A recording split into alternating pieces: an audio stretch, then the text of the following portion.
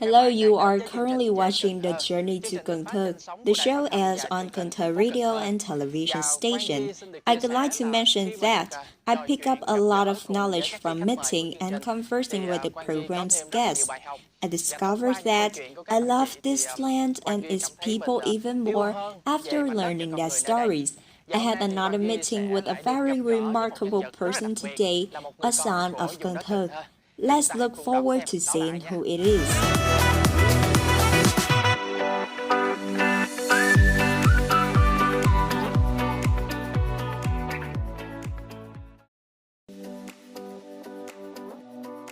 Nhâm Hùng, an author and cultural researcher, was born in Phùng Hiệp, Hậu Giang, born into a revolutionary traditional rich household. He attended school in his hometown as a child. Having just turned 20, he enthusiastically participated in patriotic arts and journalism activities in the student struggle movement. He was taken into custody and held in the prison of Long An, Tây Ninh and Chi Hoa. When the South had been fully liberated, he went back to work in his hometown, alternating between several cultural departments. He was the head of the Phùng Hiệp Cultural House and leader of the Hậu Giang Province Mobile Information Squad. He once created the well-known cultural boat model in Phùng Hiệp. He was Tây Đô Theatre's associate director from 1994 until his retirement in 2009. Nhâm Hùng has become a recognized name, having devoted more than half of his life to the promotion of the art and culture. He's been appointed director of numerous cultural events and designers of numerous large-scale projects for the city of Cad THiincluding the Southern Folk Cake Festivals and Cad THi Spring Flower Street. Along with being a well-known author, he has edited numerous cultural publications. This covered more about the Mekong Delta floating market, the sacred land of Cad THi, the land and the people of Hậu Giang and Phong Điền. Throughout his life, he has traveled extensively and shared with us the splendor of the South driven by a desire to infuse traditional beauty into contemporary cities such as historic landmarks or rows of buildings that serve as time capsules.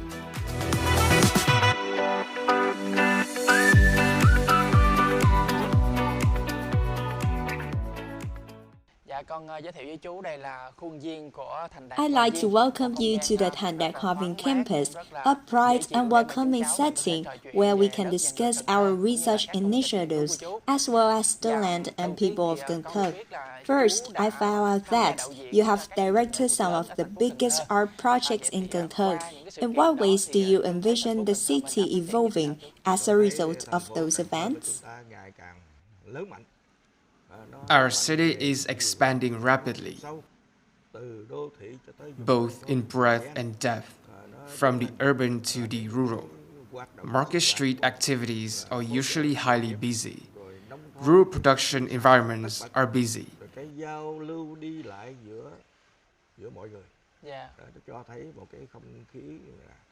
And interpersonal interactions reveal a pleasant and appealing ambience that indicates a greater level of life. All serve as evidence of the National Delta City's capacity for development. It is the hub of the Mekong Delta.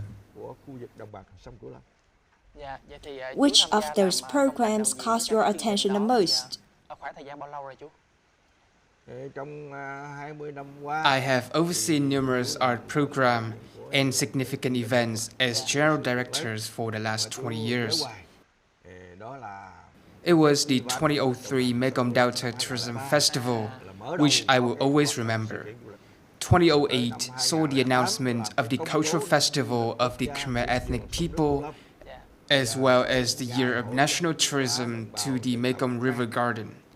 In addition, there are the National Cad THi Festival, the Southern Folk Cake Festival, and most recently, the overplanned 40 art program honoring the 20th anniversary of Cad THi becoming a century-run city.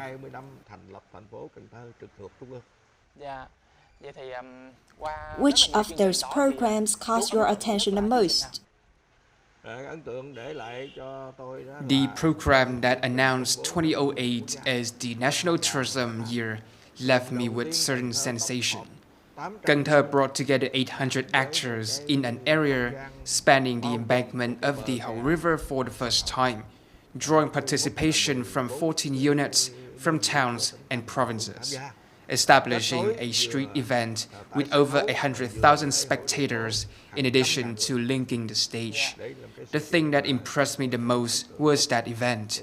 There was also the city's 10th anniversary, which was celebrated at the city stadium in front of 30,000 spectators and 2,000 performers and athletes. There were military parades, which created a lively environment and made everyone pleased for Cần Thơ to become a century-run city for 10 years. I'll always remember those moments. The 20th anniversary of Cần Thơ becoming a centrally run city is a highly significant event in our city. You will undoubtedly play a significant part for someone with experience, right? Yes, it is correct. Starting in early 2023, I wrote the literary and overall script that include various performances, tableaus, amateurs music, Hò Cần Thơ, and other activities to essentially commemorate the 20th anniversary of Cần Thơ becoming a century-run city. I anticipated that in addition to serving the public, this art program will have a lot of unique and usual elements to commemorate the city's 20th anniversaries in terms of culture and arts.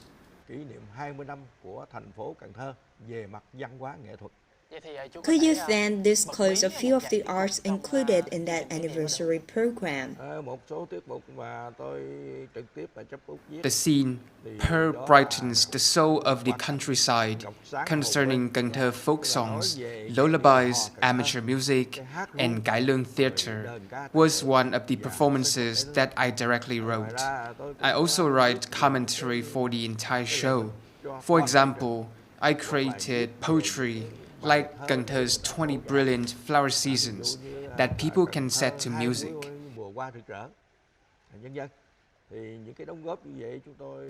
These contributions, in my opinion, are neither significant nor small, but they will help to create a worldwide program, a characteristic, a distinct charm that makes Cần Thơ.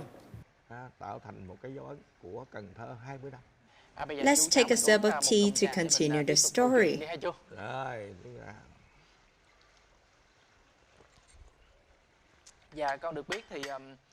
I am aware that in addition to becoming a director, you are involved in research projects and have written books and articles about the people and geography of Cần Thơ. When it comes to Cần Thơ, Mr. Nhâm Hùng has done a great deal of research.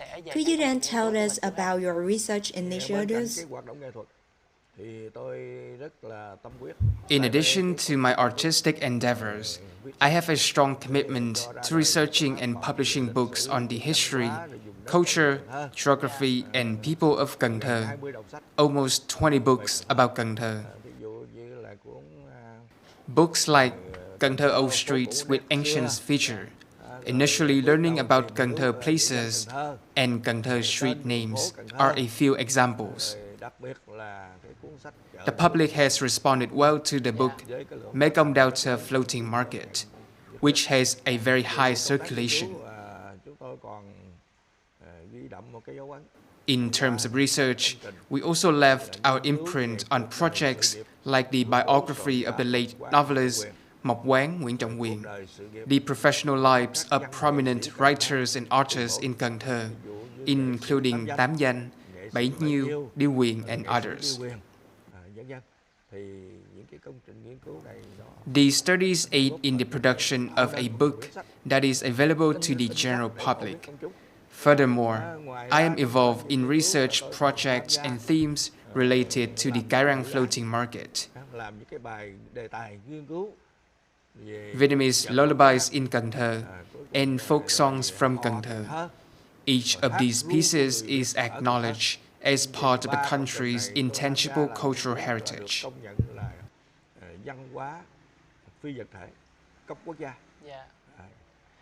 Ladies and gentlemen, we have an overall of the land and people of Cần Thơ, thanks to more than 20 study projects, research projects, books, and newspapers written by cultural researcher and author Nhâm Hùng.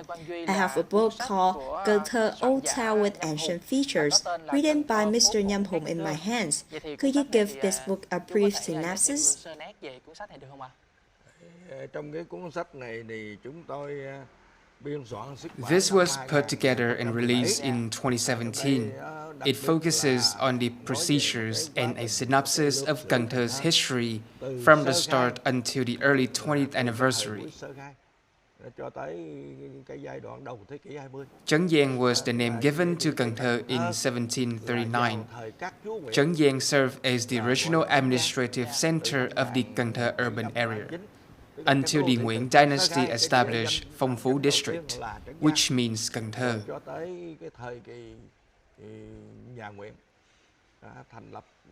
Ninh Kiều wharf was established by the province of Cần Thơ during the French colonial era. The Cần Thơ urban area was first known as Tây Đô, and it evolved gradually.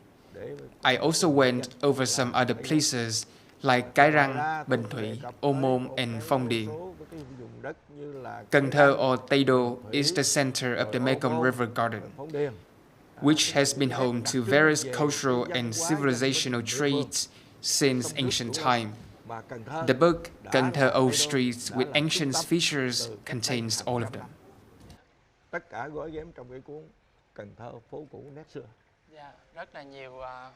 This book has a lot of worthwhile and fascinating information. Where do you find the drive to conduct research when you should be resting because of your age? First, my passion for my hometown, Cần Thơ, inspired me to conduct research. The second is a deep appreciation for the art and culture, as well as Southern culture. In order for future generations to be aware of Cần Thơ, I wish to write, study, conduct research, and publish books. What does the concept of Cần Thơ, for instance, mean? What is meant by Cái Răng? Ninh Kiều wharf was born when?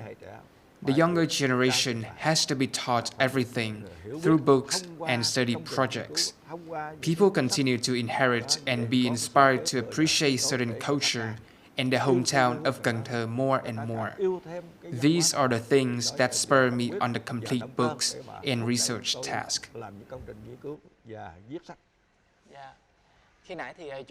You mentioned the Southern culture. Can you share more about this issue?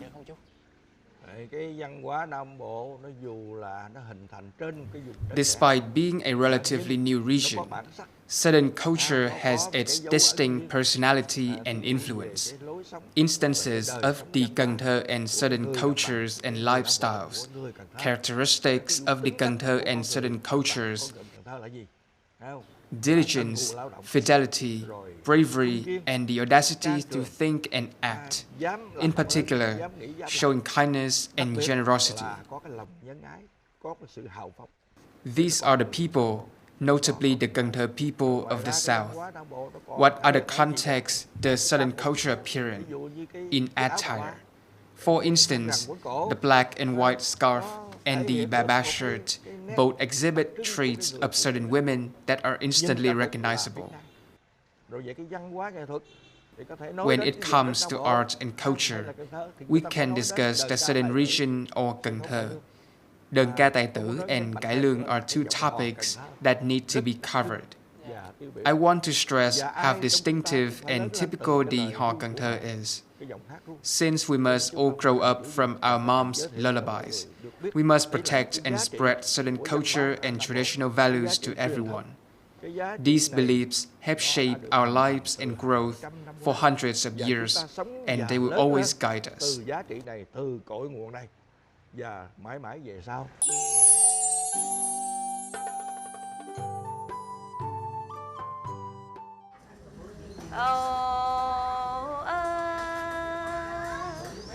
Chi dầu cầu Giang Đông Đinh, cầu tre lắc lẻo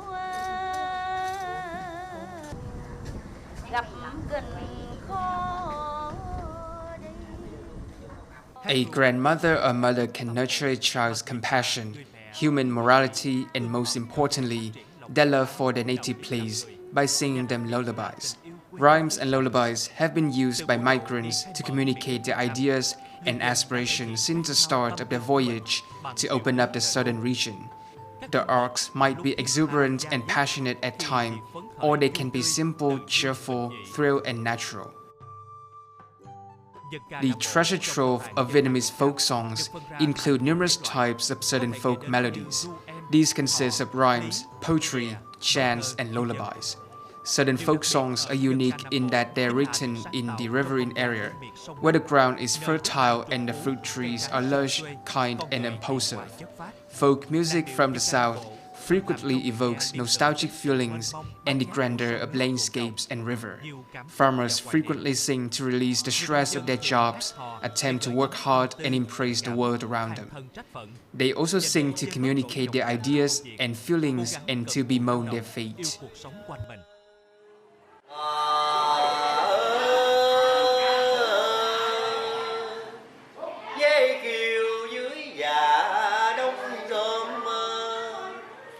Tôi xa mình thời một bữa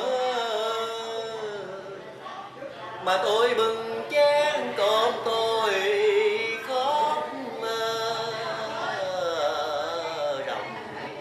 Southern folk song hold a special place in the hearts and thoughts of the people who live here, having developed over hundreds of years.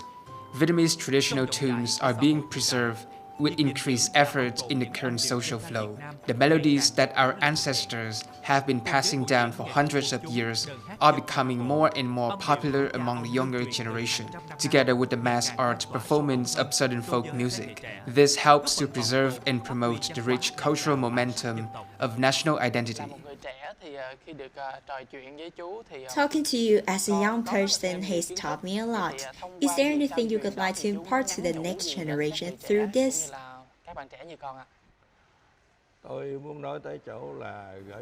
I have some messages I want to share with the youth. Naturally, living in the modern world requires a quick pace. However, I suggest that you take some time to calm down and enjoy some quiet time. In particular, I suggest that you read books to learn more about the history, culture, and geography of earlier generations. Our predecessors who toiled so hard to create the land that is now Cần Thơ. Methods for increasing people's passion for their country and exposure to traditional culture, including teaching them about the cultural history of the Cần Thơ region and its people through books. One can only love by understanding. Saying you love your country means that you must love the birds, the grass, the tree branches, the fish in the river, and everything else. To do this, we need to be knowledgeable about the culture and to read, learn, watch, and listen for it to be assimilated by each individual and last forever.